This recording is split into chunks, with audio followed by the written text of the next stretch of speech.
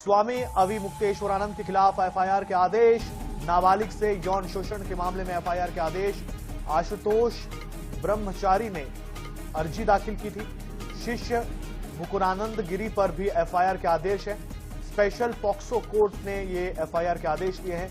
प्रयागराज के झुंसी थाने में ये एफआईआर दर्ज होगी। बड़ी और अहम खबर आपको बता रहे हैं। देखिए, अविमुक्तेश्वरानंद जो कई दिनों से सुर्खियों में बने हुए हैं, सीधे योगी सरकार को वो निशाने पर ले रहे हैं, लेकिन अब उनकी मुश्किलें बढ़ गई हैं। उनके खिलाफ अब एफआईआर के आदेश दे दिए गए हैं।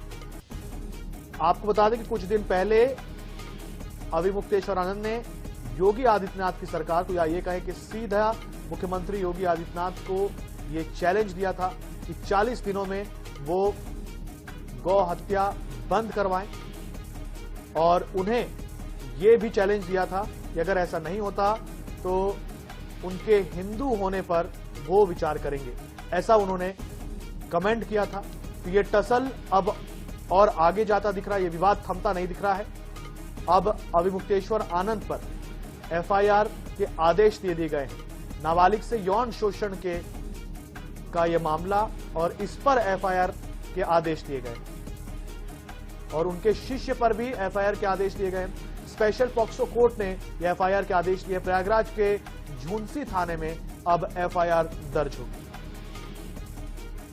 तो ये बड़ी और अहम जानकारी आपको दे रहे हैं। देखिए, आपको याद होगा कि कुछ दिनों पहले अविमुक्तेश्वरानंद बनाम योगी सरकार विवाद खड़ा हुआ था, और अब ये विवाद जो है वो बढ़ता जा रहा है लगातार।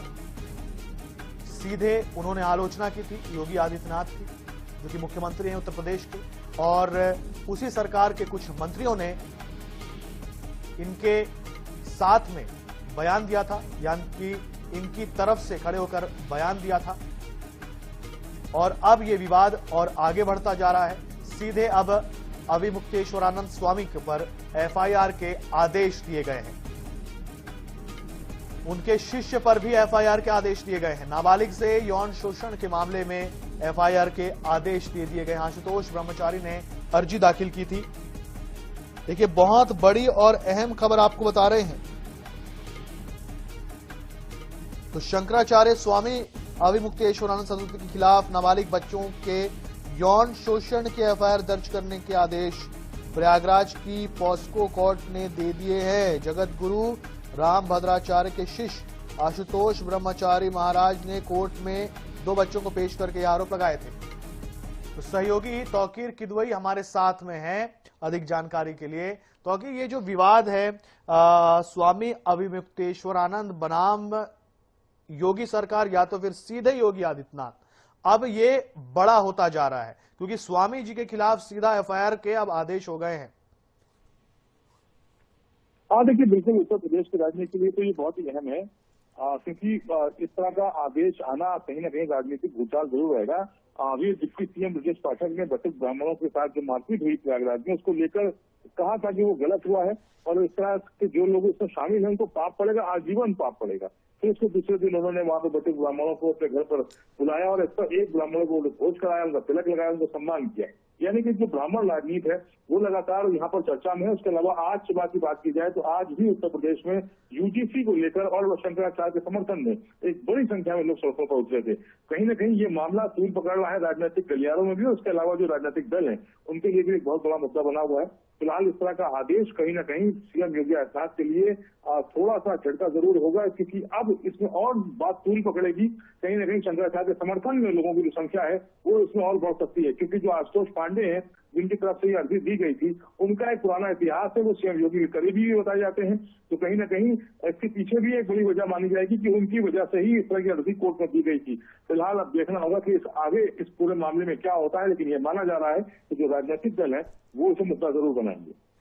तो अगर ये भी आपसे समझना चाहेंगे कि जब ये मामला तूल पकड़ा था इस मामले ने, तब देखिए योगी सरकार में ही कुछ मंत्री थे जो कि ऐसा लग रहा था कि स्वामी जी की तरफ से शायद बयान दे रहे थे। इससे कैसे पार पाएगी सरकार, क्योंकि एफआईआर के आदेश तो हो गए हैं। सरकार का स्टैंड मेरे ख्याल से ऐसा होगा कि ठीक है, एफआईआर के आदेश हुए हैं तो भाई हम अब जांच करवाएंगे, अब मामला जो है वो आगे बढ़ाएंगे। लेकिन उन लोगों का क्या जो सरकार में रह करके स्वामी अविमुक्तेश्वरानंद के साथ में खड़े हुए दिख रहे थे, इसको कैसे आप देखते हैं, इस पूरे समीकरण को?